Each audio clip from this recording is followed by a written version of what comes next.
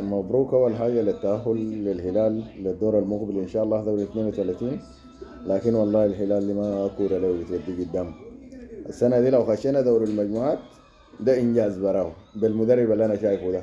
والله ده آخره دور المجموعات، وفي دور المجموعات ده نشيل جنس أقوال يحلنا الله يا زول. ده ما مدرب، ده يمين بالله. انا بدافوري بس العزله اللي بنعزلها في الدافوري ما بنعزل تشكيله زي تشكيله الهلال بالعبادي. ما ممكن يا جماعه.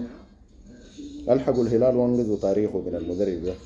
والله المدرب ده ما باكلنا عيش في المجموعات. لما نلاقي العمالقه صن داونز الاهلي ترجي ما باكلنا عيش معاهم والله. جاموس هلكنا. الاهلي يسوي فينا شنو؟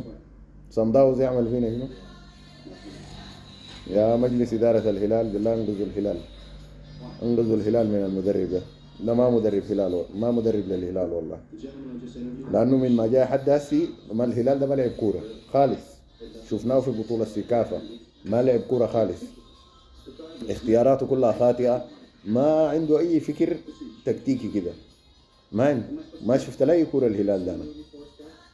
فانقذ الهلال يا باش مهندس، انقذ الهلال.